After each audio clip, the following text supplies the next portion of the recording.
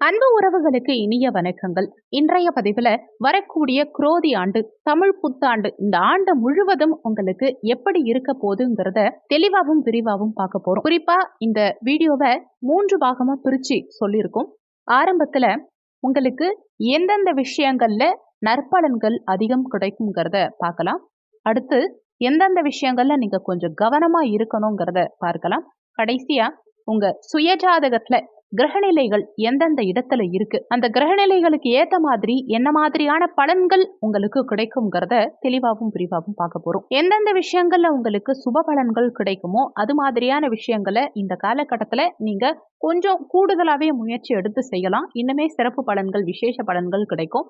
எந்தெந்த விஷயங்கள்ல நீங்க கவனமா இருக்கணும்னு சொல்றோமோ அந்தந்த விஷயங்கள்ல நீங்க கொஞ்சம் கவனமா இருந்தீங்கன்னா பெரிய அளவுக்கு பிரச்சனைகள் வராம நீங்க உங்களை பாதுகாத்துக்கலாம். முக்கியமான விஷயம், வீடியோல சொல்லக்கூடிய இந்த கோச்சார பலன்கள் ஒரு 20% அளவுக்கு மட்டும்தான் எல்லாருக்குமே பொருந்தும். மீதம் இருக்க 80% அளவுக்கு உங்க சுயஜாதகப்படிதான் உங்க வாழ்க்கையில நிறைய விஷயங்கள் நடக்கும். இப்போ கோச்சார அடிப்படையில 20% அளவுக்கு பலன்கள் உங்க வாழ்க்கையில இந்த குரோதி ஆண்டு என்ன மாதிரியான பலன்கள் கொடுக்க போகுதுங்கிறத பார்க்கலாம். வீடியோவை முழுமையா பார்க்கறதுக்கு முன்னாடி நீங்க நம்ம சேனலுக்கு புதிய வியூவரா இருந்தீங்கன்னா கீழே இருக்க சப்ஸ்கிரைப் பட்டனையும் பக்கத்துல இருக்க ஆல் நோட்டிபிகேஷன் பெல் பட்டனையும் பிரஸ் பண்ண மறந்துடாதீங்க. ரிஷப ராசியை பொறுத்த வரைக்கும் கிருத்திகை 2, 3, 4 பாதங்கள், ரோகிணி 1, 2, 3, 4 பாதங்கள், மிருகசிரிஷம் 1, 2 பாதத்தை உள்ளடக்கியது ரிஷபராசி.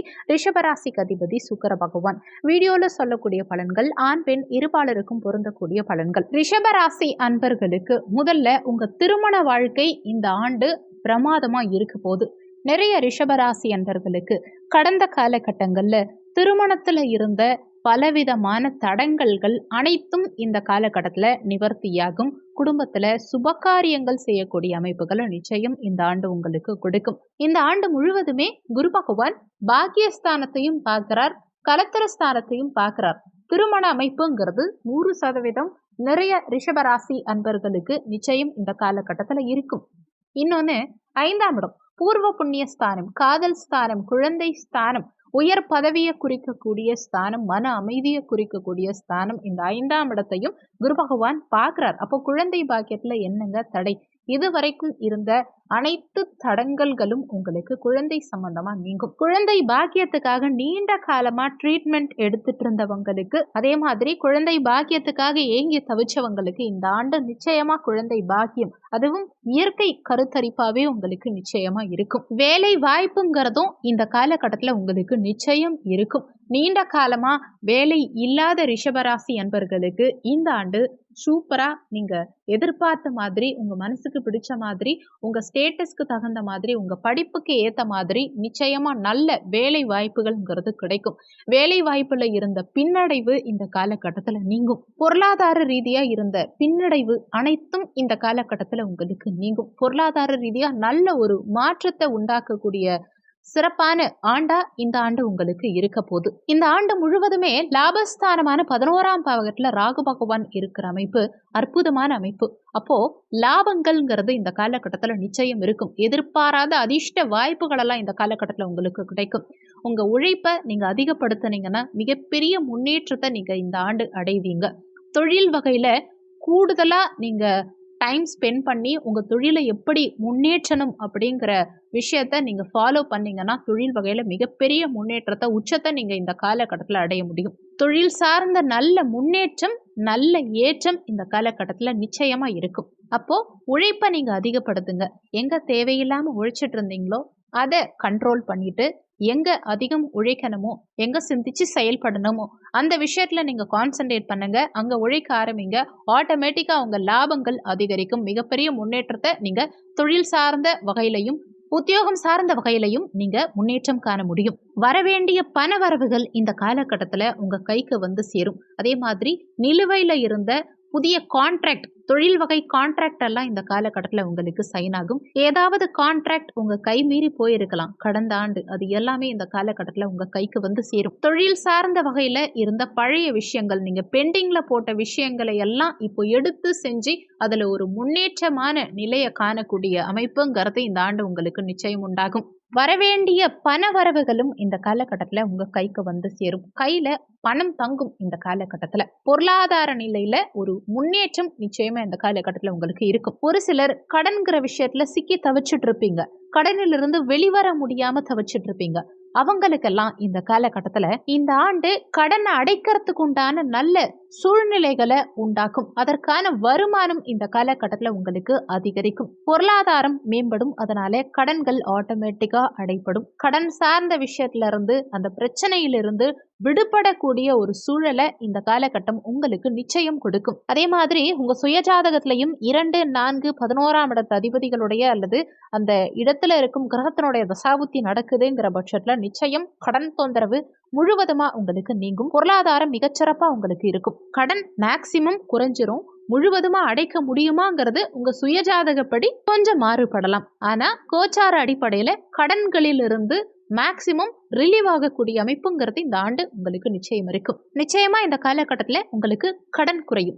நோய்வாய்ப்பட்டவர்களுக்கு உடல்நல தொந்தரவுகளில் இருந்த பிரச்சனைகள் அனைத்தும் இந்த காலகட்டத்தில் உங்களுக்கு மேக்சிமம் குறையும். அந்த நோயினுடைய வீரியம் கொஞ்சம் இந்த காலகட்டத்தில் குறையும்ங்கிறது தான் உண்மை. பெரிய அளவில் நோய்வாய்ப்படுற அவசியம் இந்த காலகட்டத்தில் உங்களுக்கு இருக்காது.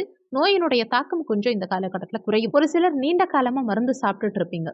ஒரு 6 மாதம் மருந்து எடுத்துக்கணும், 1 இயர் மருந்து எடுத்துக்கணும். அந்த மாதிரி இருக்கவங்க கூட இந்த ஆண்டுல பெரிய அளவில் பயம் கொள்ள வேண்டாம். ஒரு சிலருக்கு தொழில் வகையில நீங்க சில பிளான் பண்ணிருப்பீங்க கடந்த காலகட்டங்கள்ல. ஆனா அந்த தொழில் முன்னேற்றத்துக்காக நீங்க யோசிக்கிற விஷயத்த பண்ண முடியாம ஃபினான்ஷியல் வைஸ் ஒரு சப்போர்ட் இல்லாம இருந்திருப்பீங்க. அந்த மாதிரி பெண்டிங்ல போட்டு வச்ச உங்க பிளான்ஸை எல்லாம் எக்ஸிக்யூட் பண்றதுக்கு உண்டான அமைப்புகள் இந்த காலகட்டத்தில் உங்களுக்கு சிறப்பா இருக்கும். கடந்த காலகட்டத்தில் நீங்க பெண்டிங்ல வச்ச விஷயங்களை பொருளாதார வகையில இப்ப எடுத்து செஞ்சு முன்னேற்றம் காணக்கூடிய அமைப்புகள் இந்த வருடம் சிறப்பா உங்களுக்கு இருக்கும். அதே மாதிரி வீடு கட்டுறதுக்காகவோ, இடம் வாங்குறதுக்காகவோ, தொழிலை அபிவிருத்தி செய்யறதுக்காகவோ, ஏதாவது ஒரு விஷயத்துக்காக நீங்க கடந்த காலகட்டங்கள்ல வங்கி கடன் அப்ளை பண்ணிருக்கலாம். ஆனா பேங்க் லோன் கிடைக்காம இருந்திருக்கலாம். இந்த காலகட்டத்துல எதிர்பார்த்த மாதிரி கடன் நிச்சயமா உங்களுக்கு கிடைக்கும். வங்கி கடன் குறிப்பா நிச்சயமா உங்களுக்கு கிடைக்கும். குழந்தைகளுடைய கல்வியிலையும் இந்த காலகட்டத்துல நல்ல ஒரு முன்னேற்றம்ங்கிறது நிச்சயம் இருக்கும். கொஞ்சம் நீங்க கான்சென்ட்ரேட் பண்ணி படிச்சீங்கன்னா நல்ல முன்னேற்றம் இந்த ஆண்டு நிச்சயம் உங்களுக்கு இருக்கும். இப்போ ஒரு சில விஷயங்கள்ல இந்த ரிஷபராசி அன்பர்கள் கொஞ்சம் கவனமா இருந்துக்கணும். அது என்னென்ன விஷயங்கிறத இப்ப பார்க்கலாம். 10ஆம் இடத்துல சனி இருக்காரு இல்லையா? சனி பகவான் 10ல இருக்கும்போது வேலை விஷயமாவும் சரி, தொழில் விஷயமாவும் சரி, அவ்வளோ ஈஸியா எதையுமே தூக்கி கொடுத்துட மாட்டார். சனி பகவான்னாலே உழைப்பு இல்லையா? நிறைய உழைக்க வைப்பார். சீக்கிரமா எதையுமே கொடுக்காம உங்களை நிறைய ஹார்ட் ஒர்க் பண்ண வச்சு அதுக்கப்புறமா தான் உங்களுக்கு ரிசல்ட் கொடுப்பார். கொஞ்சம் யாராவது உழைத்து பலன் காணக்கூடிய சூழலை கொடுப்பார். நிறைய உழைக்கணுங்கிறதையும் இந்த காலகட்டத்தில் நீங்க மனசுல வச்சுக்கணும். இந்த காலகட்டத்தில் தொழில் வகையில முன்னேற்றத்தை கொடுக்கும், உத்தியோக உயர்வை கொடுக்கும், சம்பள உயர்வை கொடுக்கும், உண்மைதான். ஆனா அந்த உத்தியோகம் செய்யும் இடத்துல அளவுக்கு அதிகமான பணிச்சுமை இருக்கலாம். சிரமப்பட்டு உழைக்க வேண்டிய சூழலை கொடுக்கலாம். சில நேரங்கள்ல கொஞ்சம் போராட்டகரமான சூழலை உத்தியோக ரீதியா உங்களுக்கு கொடுக்கலாம். போட்டிகளும் கொஞ்சம் கடுமையா இருந்து அந்த போட்டிகள்ல நீங்க ஜெயிக்கக்கூடிய அமைப்புகளை கொடுக்கும். என்னன்னா கொஞ்சம் சிரமப்பட்டு வெற்றி கண்டு சிரமப்பட்டு சம்பாதிக்கக்கூடிய சூழலை உண்டாக்கும். அதனால ரிஸ்க் எடுக்கிறதுக்கும் ரிஷபராசி அன்பர்கள் இந்த காலகட்டத்தில் தயங்கக்கூடாது. கடுமையா உழைச்சிங்கன்னா நல்ல பலனை நிச்சயமா கண்கூடா நீங்க பார்க்கலாம். முக்கியமா சோம்பேறித்தனத்தை தொழில் வகையில நீங்க கொஞ்சம் கைவிடணும், குறைச்சிக்கணுங்கிறத மனசுல வச்சுக்கோங்க. இந்த காலகட்டத்துல நோயுடைய வீரியம்ங்கிறது கொஞ்சம் குறையும்னு சொல்லியிருந்தோம். ஆனா இந்த ஆண்டு முழுவதுமே உங்க ஜென்ம ராசியிலேயே குரு பகவான் இருக்காரு இல்லையா? அவர் உங்களுக்கு அஷ்டமாதிபதி ஜென்மராசிலேயே இருக்க போறார். அப்போ பர்மனண்டா உங்களுக்கு ஒரு சொல்யூஷன்ங்கிறது ஹெல்த் வைஸ் இருக்காது. ஒரு நோய் சரியாகும், ஓகே சரியாயிடுச்சுன்னு யோசிக்கிற நேரத்துல திரும்பவும் வேற ஒரு நோய் தாக்கம்ங்கிறது உங்களுக்கு இருக்கலாம். குறிப்பா குரு அதிகம் கொடுக்கக்கூடிய பிரச்சனைன்னு பாத்தீங்கன்னா வயிறு சார்ந்த, செரிமானம் சார்ந்த உபாதைகளை கொடுக்கலாம். அதனால உணவு விஷயத்துல கொஞ்சம் கவனத்தோடையும் கட்டுப்பாடோடையும் இருக்கிறது இந்த காலகட்டத்துல உங்களுக்கு நல்லது. லாபஸ்தானத்து ராகு உங்களுக்கு உடல்நல தொந்தரவுகளை எல்லாம் சரி பண்ணி கண்ட்ரோல் பண்ணி கட்டுப்படுத்தி வைப்பார். ஆனா உங்க ராசியில இருக்கக்கூடிய அஷ்டமாதிபதி குரு ஒண்ணு போனா ஒண்ணு வேற வேற உபாதைகளை மாத்தி மாத்தி கொடுக்க தான் செய்வார். அதனால உணவு வகையில நீங்க கொஞ்சம் கட்டுப்பாட வச்சுக்கிட்டீங்கனாலே பெரிய அளவுல நோய் தொந்தரவு இல்லாம நீங்க பாதுகாத்துக்கலாம். இன்னொன்னு, நிறைய பேருக்கு இந்த காலகட்டத்துல கடன் கிடைக்கும்னு சொல்லியிருந்தோம் இல்லையா? ஆனா கிடைக்கக்கூடிய அந்த கடனை சரியான விஷயத்துக்காக மட்டும் பயன்படுத்தணுங்கிறத மனசுல வச்சுக்கோங்க. இன்னொன்னு, உங்க தகுதிக்கு ஏத்த மாதிரி, உங்க கெப்பாசிட்டிக்கு ஏத்த மாதிரி கடன் வாங்க பாருங்க. அதிகமா கடன் வாங்கி கடன்ல சிக்கிக்காதீங்க. எவ்வளவு கேட்டாலும் கடன் கிடைக்குதேங்கிறதுக்காக பெரிய பட்ஜெட்ல கடன் வாங்கிட்டீங்கன்னா பின்னாடி பெரிய அளவுல கடன்ல சிக்கிப்பீங்கிறதுனால முடிஞ்ச வரைக்கும் உங்க லெவலுக்கு ஏத்த மாதிரி கடன் வாங்குங்க. உங்களால எவ்வளோ அளவுக்கு கடன் வாங்கி சமாளிக்க முடியுமோ அந்த லெவலுக்கு மட்டும் கடன் வாங்கிக்கோங்க. எதையுமே பெருசா பிளான் பண்ணாதீங்க. ஒரு 20 லட்சம் ரூபாய்க்கு நீங்க வீடு கட்ட போறீங்கன்னா அந்த 20 லட்சம் மட்டும் கடன் வாங்குங்க. எக்ஸ்ட்ராவா 5 லட்சம் வாங்கி கையில வச்சுப்போம் அப்படிங்கிறதுக்காக 25 லேக்ஸா போட்டு வாங்கிப்போம் அப்படியெல்லாம் யோசிக்க வேண்டாம். கடனை வளர்த்துக்காதீங்க இந்த காலகட்டத்தில். ஏன்னா இப்படி நீங்க கடன் வாங்கி கண்ட்ரோல் இல்லாம செலவு பண்ணீங்கன்னா வாங்குற சம்பளத்தை மேக்சிமம் கடன் கட்டுற மாதிரியான சூழலை நீங்களே உருவாக்கிப்பீங்கிறதுக்காக பெரிய அளவுல கடன் வாங்குற விஷயத்த தவிர்த்துக்கிறது இந்த காலகட்டத்தில் உங்களுக்கு நல்லது. அளவுக்கு அதிகமான கடன் வாங்குறது, பெரிய அளவுல கடன் வாங்குறது, இதையெல்லாம் தவிர்த்துக்கிறது இந்த காலகட்டத்தில் உங்களுக்கு நல்லது. இன்னொன்னு, அஷ்டமாதிபதி உங்க ராசியில இருக்க போறாரு இல்லையா? இந்த ஆண்டு முழுவதும் குரு இருக்க போறார். அப்போ எது செஞ்சாலுமே ஒரு மனக்குழப்பம், தடுமாற்றத்தை கொடுக்கும், தைரியத்தை குறைக்கும். ஏதாவது ஒரு மனக்குழப்பம் இருந்துகிட்டே இருக்கும். ஒரு விஷயத்த செய்ய போறீங்கன்னா கூட இதனால பிரச்சனை வந்துருமோ, இப்படி ஆகுமோ, அப்படி ஆகுமோ, அந்த மாதிரி ஒரு கன்ஃபியூஷன்ங்கிறது உங்களுக்கு இருந்துகிட்டே இருக்கும். இல்லைன்னா ஒரு சில நேரங்கள்ல நல்ல ஒரு விஷயத்த கூட செய்யலாம்னு நினைச்சிட்டு செய்ய முடியாம தயங்கிக்கிட்டே இருப்பீங்க. அதனால ஏதாவது ஒரு விஷயம் நீங்க பிளான் பண்றீங்கன்னா உங்க நலன் விரும்பிகள் அல்லது குடும்ப உறுப்பினர்கள் அல்லது ப்ரொஃபஷனல்ஸ் கிட்ட ஐடியா கேட்டு அந்த விஷயத்த நீங்க தாராளமா பண்ணுங்க. எதையுமே கொஞ்சம் யோசிச்சு பண்ணலாம், ஓகே. ஆனா நீங்க மட்டும் யோசிக்காம உங்க நலன் விரும்பிகள் கிட்ட, பெரியவங்க கிட்ட கொஞ்சம் ஐடியா கேட்டு எதையுமே பண்றது இந்த காலகட்டத்தில் உங்களுக்கு நல்லது. பிசினஸ் வைஸ் கூட நீங்க துணிஞ்சு இறங்கலாம். ஆனா சில நேரங்கள்ல யோசிச்சுக்கிட்டே இருந்து நீங்க நாளை தான் வீணாக்குவீங்க. பல மாதங்களா யோசிச்சு நாட்கள் வீணா போகும். அதனால நல்ல விஷயமா இருந்தா தாராளமா நீங்க பெரியவங்க கிட்ட ஐடியா கேட்டுட்டு அதை தொடங்கலாம். அதே மாதிரி உங்க ஐடியா சரியில்லைன்னா அதை அப்பயே கைவிட்டுடலாம். தனிச்சு இந்த காலகட்டத்தில் முடிவெடுக்க வேண்டாம். ஏன்னா ஜென்மராசியில இருக்கும் குரு பகவான் அவர் அஷ்டமாதிபதி இல்லையா? நீங்க சரியான முடிவெடுக்க விடாம தடுப்பார். மனசுல குழப்பத்தை அதிகப்படுத்துவார். தொழில் சார்ந்த, பொருளாதாரம் சார்ந்த, குடும்பம் சார்ந்த இது மாதிரி என்ன முடிவெடுக்கிறதா இருந்தாலும் சரி கொஞ்சம் யோசிச்சு மேற்கொள்வதும் பெரியவங்க கிட்ட ஆலோசனை பெற்று முடிவெடுக்கிறதும் உங்களுக்கு நல்லது.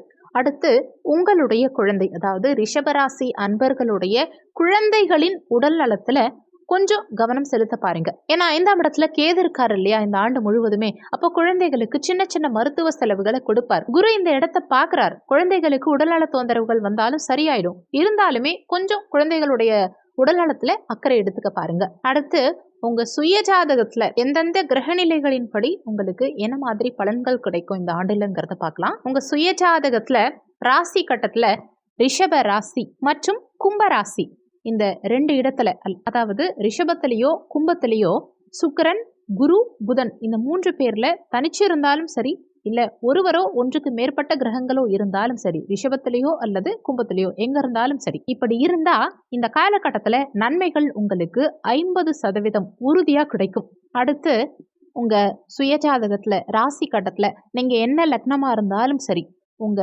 ராசி கட்டத்துல ரிஷப மனையில செவ்வாயோ அல்லது சனி பகவானோ இருந்தா உங்களுக்கு வீடு கட்டுறதுக்கு, சொத்து சேர்க்கை, சொத்து வாங்குறதுக்கு, தொழில் வகையில நல்ல முன்னேற்றம் காண்பதற்கு சூப்பரான காலகட்டமா இந்த காலகட்டம் உங்களுக்கு நிச்சயம் இருக்கும். இந்த ஆண்டு முழுவதும் சிறப்பா அமைய என்ன பரிகாரம் செய்யலாங்கிறத பார்க்கலாம். இந்த ஆண்டு முழுவதுமே குலதெய்வ வழிபாடு பண்ணுங்க. உங்க குலதெய்வத்தை தொடர்ச்சியா நீங்க வணங்குனீங்கனாலே இந்த ஆண்டு மிகப்பெரிய முன்னேற்றம் உங்களுக்கு நிச்சயம் இருக்கும். கெடுபலன்கள் மேக்சிமம் குறைஞ்சு போயிடும். ஒருவேளை குலதெய்வமே தெரியல, இல்லைன்னா குலதெய்வ வழிபாடு செய்யற பழக்கமே எங்ககிட்ட கிடையாது, குலதெய்வ கோவிலே எதுன்னு எனக்கு தெரியாது, இல்ல நீங்க வேற மதத்தை சேர்ந்தவர்களா இருக்கீங்க, இந்து மதத்தை சேர்ந்தவர்களே இல்லைன்னா கூட நீங்க என்ன பண்ணலாம்னா, நீங்க முக்கியமான விஷயங்கள் செய்யறதுக்கு முன்னாடி முன்னோர்களுடைய படங்கள், இறந்த உங்க முன்னோர்களுடைய படங்கள் வச்சிருப்பீங்க இல்லையா, அதை வச்சு வணங்கலாம். படங்கள் இல்லைங்கிற பட்சத்துல கூட அவங்கள மனசார நினைச்சுக்கிட்டு